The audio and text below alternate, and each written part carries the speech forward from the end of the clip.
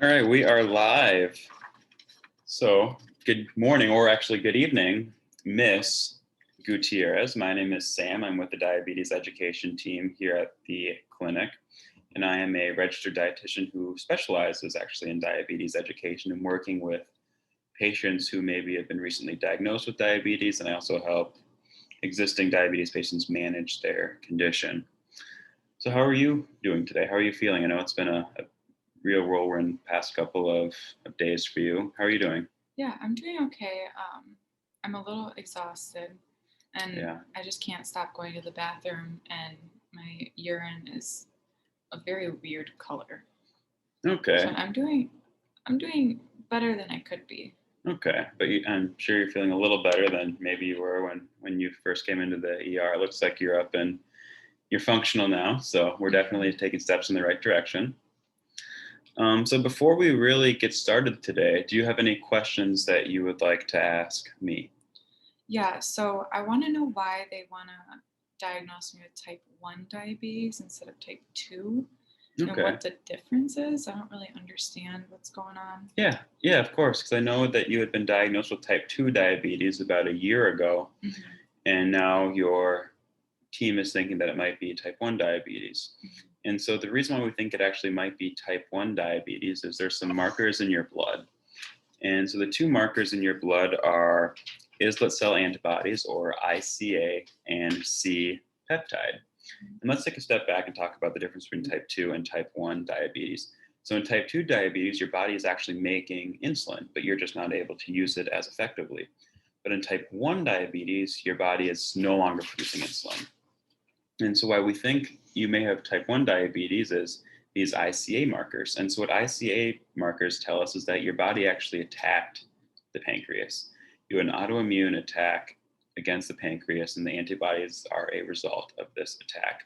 And that's not a bad thing. It's really, really common with type 1 diabetics, and especially newly diagnosed type 1 diabetics. So that's one marker that leads us to believe that you may have type 1, or another version called latent autoimmune diabetes in adults, or just LADA to Mhm. short. And the other thing is called C peptide. So your body releases C peptide when it's making insulin. So what we look for is your C peptide levels. And if your C peptide levels were high, that would mean you're still producing insulin and you might be resistant, which would be the case of type 2 diabetes. Mhm. But in your case, your C peptide levels were extremely low. And so what that tells us is your body is just not making insulin. Okay. So between the ICAs, which symbolizes an autoimmune attack, and the C peptide levels being extremely low, meaning your body is now no longer making adequate insulin, that's why the diagnosis has switched from type 2 diabetes to the probable diagnosis of type 1, or the latent autoimmune diabetes in adults. Does Okay. that answer your question? Yeah, so when I got diagnosed a year ago, did I Hmm. actually have type 1 and not type 2?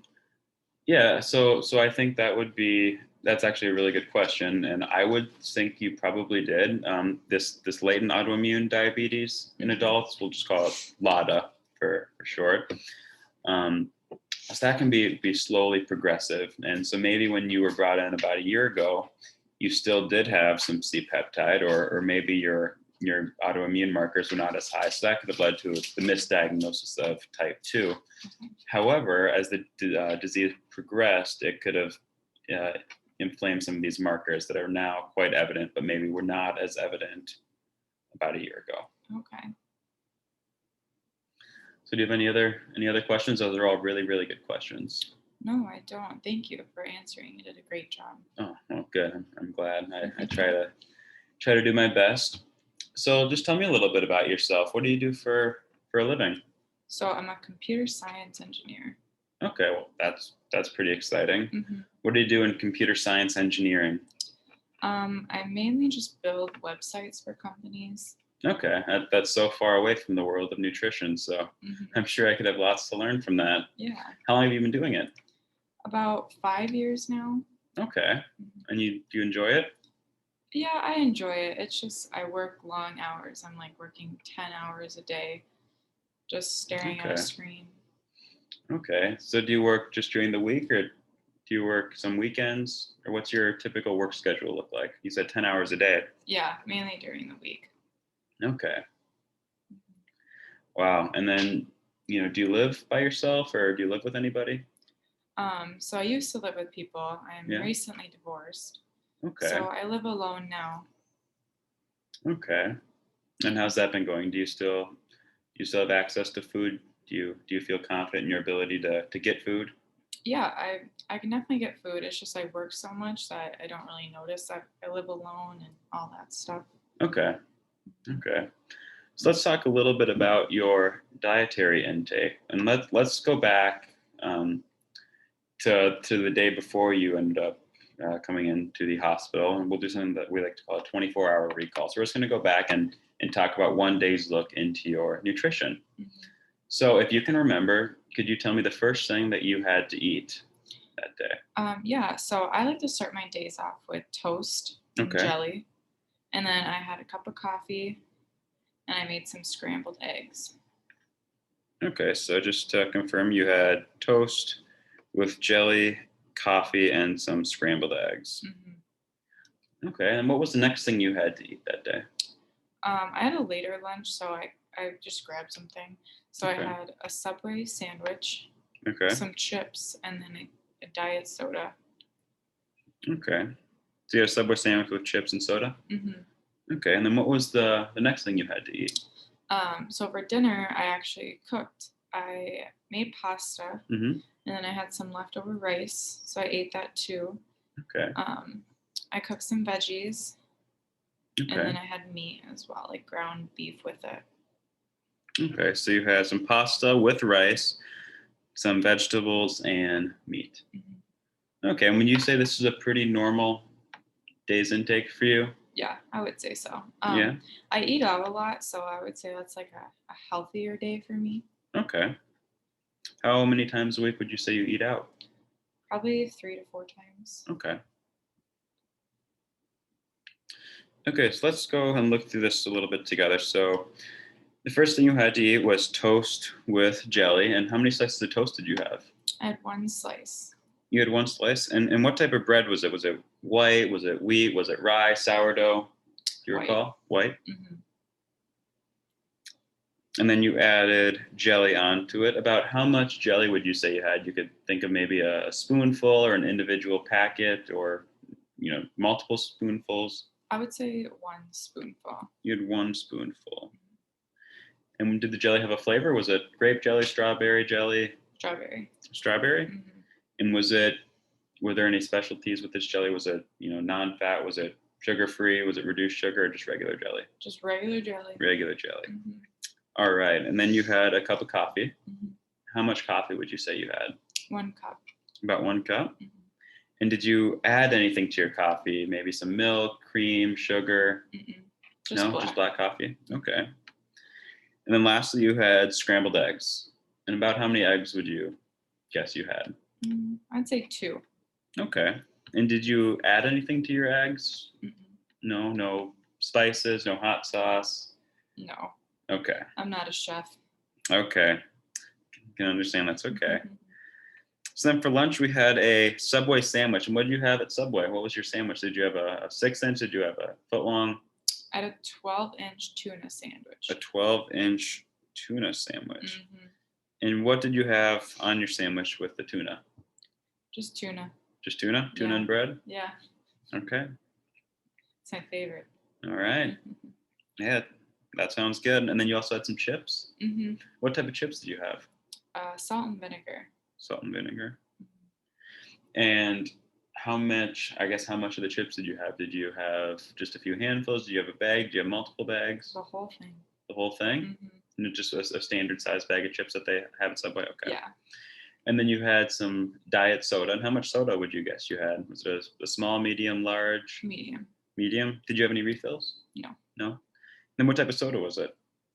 Diet Coke. Diet Coke. hmm All right, and then let's move on to dinner. So you had some pasta and rice, Mhm. correct? And how much of the pasta did you have? I would say like a cup of the pasta and rice, a cup each. A cup each, so 1 cup pasta, 1 cup of rice. hmm Okay. Then you had some veggies with that. What veggies did you have? I had Brussels sprouts. Oh, yum. And how'd you cook those Brussels sprouts? So I just put them in the oven, Hmm. broiled. Okay. That's it. Oh, that must have been really good. Hmm. And then you had some meat? Yeah, so I just had ground beef. I made that and then threw it in with my pasta. Okay. Oh, that sounds like it was a really good dinner. Wow. Mhm. All right. And then could you tell me a little bit about physical activity? Do you find yourself being active or with your job, or is it hard to get up? No, when I work so many hours during the day, I just don't have time to exercise. Okay. So I barely exercise. Okay. So some things that I want to do today are just set a few goals. Um, Obviously, it's going to be a pretty overwhelming time. I'm sure there's lots of information getting thrown your way. So I want to just pick two things, and we'll go from there, and we can reevaluate those goals at a later date. Mhm. So the first thing that I would be interested in learning a little bit more about and see if you'd be open to this is incorporating some physical activity into your day. And how do you feel about that? Honestly, I don't have any time to work out. I probably won't do the whole like 2-3 hour lifting and all that stuff. Okay. Yeah, and that, I mean, that's really common, especially for busy professionals. And when a lot of people think about physical activity, they think of going to the gym and having these very high intensity training sessions. And yes, there's a place for that, but I think really what we should focus on is just getting up and moving. So maybe getting up every hour and going for a little walk, or just going outdoors and trying to get a nice walk in after work. Mhm. So what would you think about the possibility of every, say, 2 hours of work, you maybe just get up and go for a 10-minute walk? Do you think that would be something that would be reasonable?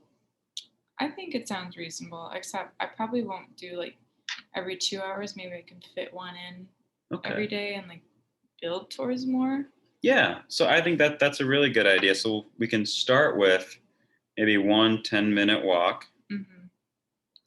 at work. So let's think about that. So we're gonna go for one 10-minute walk. Hmm. And how many days a week do you think that is Mm, possible? maybe 3 days a week. Okay. So we're going to set a goal to go for one 10-minute walk 3 days a week, and we will proceed with that goal until we're back and we can follow up. That Okay. sound attainable? Yeah, that sounds really obtainable. Awesome. And then I think something that I really do want to get you started with is having a little bit of a foundation on carbohydrate counting. Okay. Have you had any background or any prior knowledge about what carbohydrate counting is? I have no idea. Okay, so fortunately, I have this fun book. It's called Choose Your Foods, a food list for diabetes. And it's just a real overview about carbohydrate counting. And so, why carbohydrate counting is going to be important is you're going to have to administer insulin to maintain a healthy blood sugar. Mhm. And to determine how much insulin you're going to need, you're going to have an understanding as to how much carbohydrate you had. So, I'm going to give you a quick demonstration, then we can maybe try to discuss how we can incorporate some of that into your life. So if we go through the book, we'll just start with your breakfast. So the toast and jelly. So see how it says bread. We had, where'd it go? Bread, here you go. So one slice is one starch. So one starch has 15 grams of carbohydrate. Okay. So with your one slice of bread, how many carbohydrates did you have? Just 15. Yep. Okay. And so just a little rule of thumb is that 15 grams of carbohydrate is equal to one carbohydrate serving. Okay. And then just to shorten it up, we will say that your jelly was another 15 grams. So that would equate to about 30 grams of carbohydrate. And I know that it was discussed with you about an insulin carbohydrate ratio of being about 1 unit of insulin to every 15 grams of carbohydrate consumed. If you're not familiar, it was in your chart, and it's a lot of sciencey things, and we can work toward that later. So for a ratio of 1 unit of insulin per 15 grams. How many units of insulin do you think you would need to administer if you had 30 grams of carbohydrate? 2. 2. Exactly. So that's the foundation for carbohydrate counting. And I don't think it's reasonable to ask you to become an expert at this anytime soon. It's definitely going to take a lot of time and a lot of practice. What do you think would be a reasonable start for you to establish some of these carbohydrate counting behaviors and trying to work them into your lifestyle? Honestly, I have no idea. I'm so busy at work that I don't know if I'll have time to fit this in. Okay. Counting all of my meals, that sounds kind of a hard stretch to do. Yeah, it's definitely a challenge, but I think that we should find somewhere to start. So what if we just pick one meal? So we'll say breakfast. And what we can do is just log what you eat. And then I'll actually give you this as a handout so you can bring this home with you. Okay. So you'll just log what you eat and use the book to try and take your best guess as to how many grams of carbohydrate and how many servings that would be. And then you can bring that little journal in and we can go over it next time. Okay. So what about one meal a day? Do you think that sounds reasonable? I think that sounds reasonable.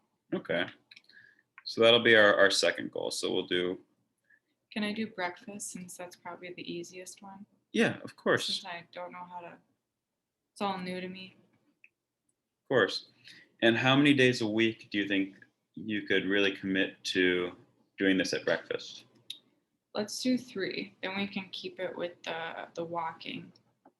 Okay. And then can we continue that into our next until our next follow-up appointment? Mm-hmm. Okay. Well, that sounds good. So I think we've really made some progress today, and I hope you're feeling a little better about everything. So just to summarize our 2 goals, the first goal is going to be to go for a 10-minute walk while you're at work. You're going to do this 3 times a day until we follow up again. That sound good? That. Yep, I can do it? Definitely do that. Okay. Additionally, we're going to try carbohydrate counting at 1 meal a day. You said breakfast could be the easiest. We're going to do that 3 times a day until we meet again. Okay. Does that sound reasonable? Yeah, those both sound reasonable. Okay. Well, that sounds really good. Do you have any other questions for me? No, I think you answered all of my questions. Okay. Are you feeling confident going forward? I know, again, it's a lot of change, and we're gonna work together to yes, get some progress and help you feel confident. Yeah, it actually makes me really excited to start monitoring my food intake and exercising and hopefully helping my health a little better. Because right now I don't feel good at all. Okay. And then just because we work as a multidisciplinary team, I work with your physician and just some other people who are going to help you really improve your quality of life. Do you mind if I share a little bit of what we've discussed with some other members of your healthcare team? Of course. Okay. Obviously, I'm not going to divulge your entire life story, but just some things and some of the goals that we're setting in here. I think it would be really beneficial for everyone to be on board to really make sure you're getting the best possible treatment, the best treatment, the best care possible. Of course. Awesome. Well, thank you so much for coming in today. I hope it was a really impactful visit. And I think it would be reasonable to follow up in a few weeks. And I don't think that's going to be something you're going to need forever, but just while we're developing our plan and tailoring it, I think it would be beneficial to touch base maybe on a monthly basis or every 6 weeks. And once you feel confident, we can start stretching that out to maybe a few months and maybe even further after that down the road if you're really feeling confident. Okay, that sounds good. Good. Well, I hope everything goes well. And if you need anything, please feel free to reach out. I know you have my contact information. You can grab a business card on the way out. And I look forward to working with you. I think we made a lot of progress today. I think so too. Thank you. Of course.